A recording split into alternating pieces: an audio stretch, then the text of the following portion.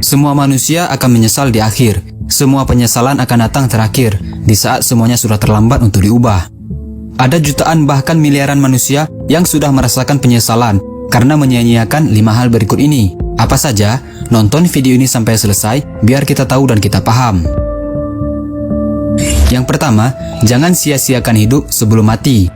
Kita hidup cuma sekali di dunia ini. Jadi, jangan sia-siakan kesempatan hidup yang telah diberikan oleh Allah. Begitu banyak manusia yang menyesal di dalam kubur karena telah menyia-nyiakan hidup mereka. Dan setelah kita mati, kita tidak akan bisa kembali ke dunia ini. Bagaimana cara agar hidup tidak sia-sia? Lakukan apa yang diperintahkan oleh Allah dan Rasulullah, dan tinggalkan semua yang dilarang oleh Allah dan Rasulullah.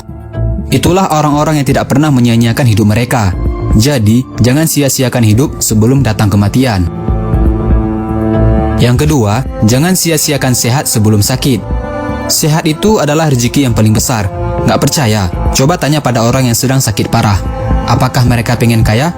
Apakah pengen makan makanan yang enak? Pengen punya rumah mewah, mobil, atau punya segalanya? Pasti jawabannya nggak pengen. Yang diinginkan oleh orang-orang sakit cuma ingin sembuh dan sehat kembali. Oleh sebab itu, jangan sia-siakan sehat sebelum datang sakit. Lakukan ibadah dan kebaikan sebanyak mungkin selagi sehat. Sebab ketika sudah jatuh sakit, barulah kita menyesal. Dan ketika udah sakit, kita nggak bisa beraktivitas lagi.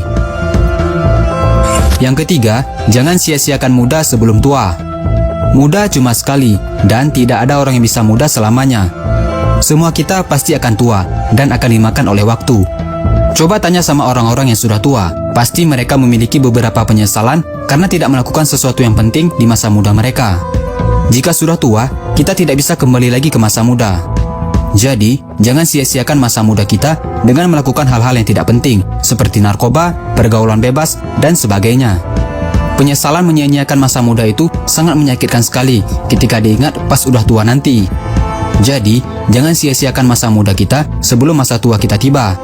Bahkan sayangnya, ada banyak orang yang nggak sempat merasakan masa tua. Lagi muda-mudanya, sudah meninggal dunia. Ya kan? Yang keempat, jangan sia-siakan kaya sebelum miskin. Jika sedang kaya, jangan sia-siakan kesempatan untuk melakukan amal kebaikan dengan harta yang kita miliki. Seperti memperbanyak sedekah, menyantuni anak yatim, wakaf, membayar zakat, naik haji, dan ibadah-ibadah lainnya.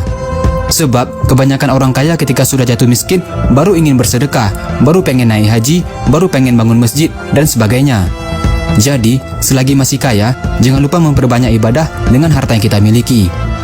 Semakin banyak harta yang kita gunakan untuk kebaikan, maka akan semakin berkah pula harta yang kita miliki.